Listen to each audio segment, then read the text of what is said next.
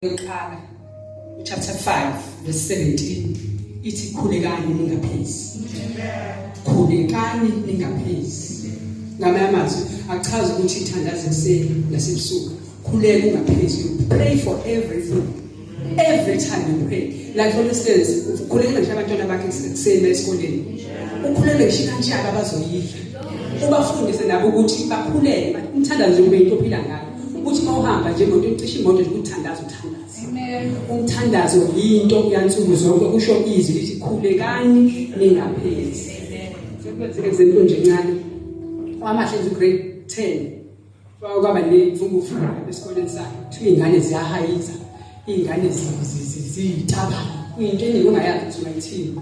Yilapho engamfundisa khona ukuthi ngathi mntana mongene nje esikoleni. So ngicela ukuthi nathi sikwenze abantwana bethu ukuthi you pray every time, you pray for everything. Lezi ngane zesikundi ngakutshela. Ngiyayifundisa nazo ukuthi kubalekile ukuthi uthandaze. Amen bazalwane. Kunenhlobo ezintathu kwezimthandazo engithema ngihlele ekhaya ngicabanga izindla ngazo kakhulu.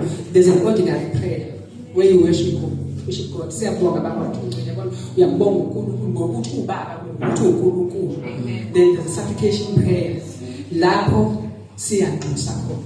Yeah. Mawunxusa inzalo uyisela wena, uyisela umndeni wakho, uyisela emakhelwane wakho, uyisela ibandla, uyisela umhlaba wonke ngoba usinzalo selfish uzithandazela mina. So sinxusela wonke umuntu okhona emhlabeni. Amen. Sizoba khona umthandazo we-thanksgiving lapho sithi baba siyafana yebo njalo.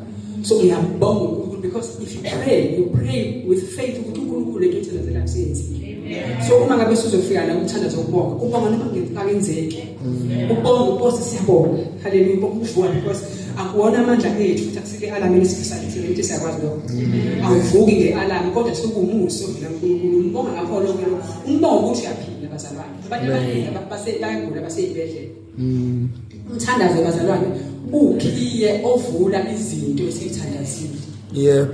Ngoba bazalwane uma uthandaza uqaqeka izinto. Amen. Njengoba ngishilo eqaleni bazalwane ukuthi ungamthatha umuntu ukuthi ufana nawe njengomngane wakho ukuthi uzomcela manje aphendule manje. Usuke ezwile kodwa ngoba uNkulunkulu akacabangi njengathi akenzi futhi njengaphendula ngesikhathi sakhe. Wena nje praying consistent ungayeki ukuthandaza. Amen. Umthandazo bazalwane uyintando kaNkulunkulu. Uthini lokho? Kusho ukuthi njengoba ngishilo ngathi ubaba ukuthi sizwile bazalwane uyintando. Like the more you pray, the more ukhuleka uNkulunkulu, develop that relationship. Even uNkulunkulu usuke sazi ukuthi ayintana uzothandaza ke manje. Kukhona into eyenzeke bazalwane. Umunye uqala thola ukuthi sikupray fasting njalo ku6 siyathandaza for 14 days. You understand ukuthi umuntu uyajabula ukuthi abantwana abangu6 bazothandaza abasebekunini. Kube another relationship.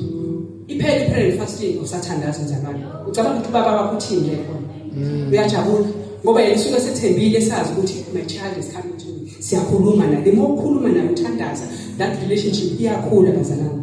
Amen. Okubaleka futhi bazalwane sisemzimbeni kaKristu ngithi. Le ibaletheni na uma ngabe ukuthi ilungu elilodwa lomzimba alikho, kusho ukuthi khona kushodayo. Ngamanye amazwi kubalekile ukuthi nawe kube khona amahlanganyelo ukuthandaza wedwa uphinde uhlanganyele nabazalwane. Ungakuthatha kancane nje mzalwane ukuthi makuthandazwe bandle ifike abantu abawufuna. Umzimba usaphelele. Umzimba kaKristu uphelele ngokuthi nawe ube khona because ngeke ngikwazi ufunction kahle isandla singekho. Ngeke ngikwazi ufunction kahle imlenze ungekho. So kubalekile bazalwane ukuthi sihlanganyele ngoba sonke somzimba kaKristu. Mina ke bazalwane ngiyiproduct yothandazo.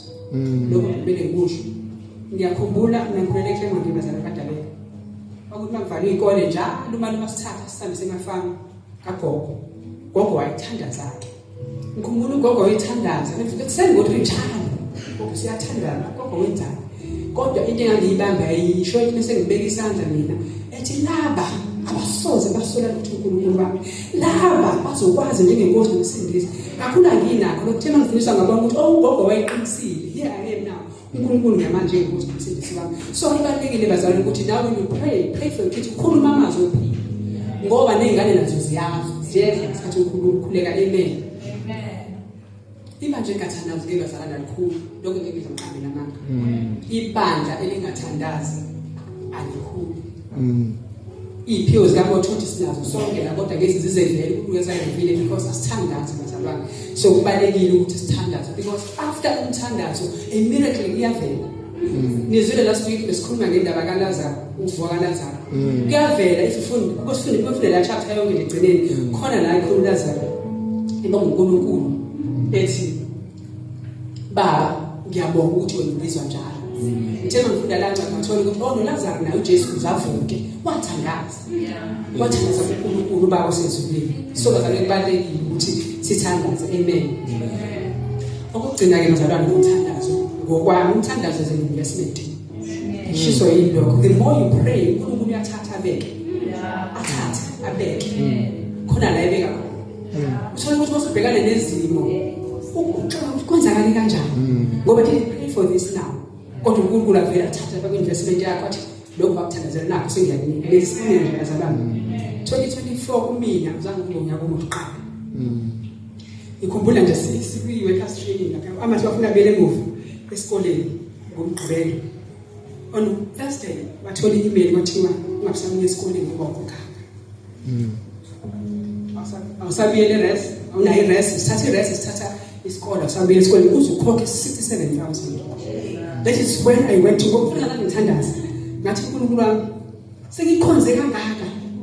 Ingane ngeke ngafundi sengibhokhile iflight uyahamba ngomgqibelo lesine namhlanje ngenze njani? Ngafonela one of my friends daughter use Cape Town. Ngathi Asanda awuhambe uyobheka lapha esikwenzakalana amasha. Anginayo imali abayifunayo. Hamba ubheka financial aid ukwenzakalana anginayo imali uyeza. Sithe sihleli ku training langeni WhatsApp kaAsanda mawu amahlakazi akeze esikoleni sekulungile. Angikhokhanga ngisho isenti bazalwane. uNkulunkulu wakhe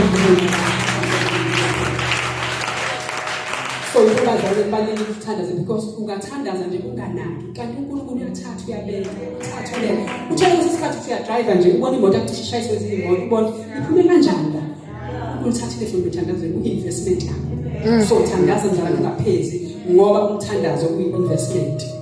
Umthandazo uqinisa ubudlelwano noNkulunkulu wenza sikwazi ukuhlola umoya sikwazi ukuthatha izinqumo ezifanele bazalwane because especially youth nathi sibadala uthola ukuthi uthatha isinqumo ubonayo ukuthi ayibo lo muntu una40 nje uthatha isinqumo athi ngane encane yabo ngoba umthandazo wenza ukuthi uzukhohliseke because kwenzakalani uzofika umfana ekukhohlisa athi umuhle nawe ubona umuhle ngempela kanti uthandaza manje uzokwambulela umuntu akazanga ngentende lekhona zeka so kubalekile ukuthi sithandaze bazalwane.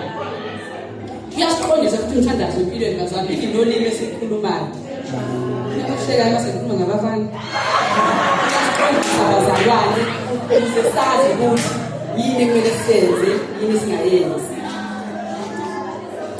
Mawuqeda kuthandaza ke bazalwane wenzani? You spend time noNkulunkulu umbonge ukuthi sekwenzile konke okuthandazela.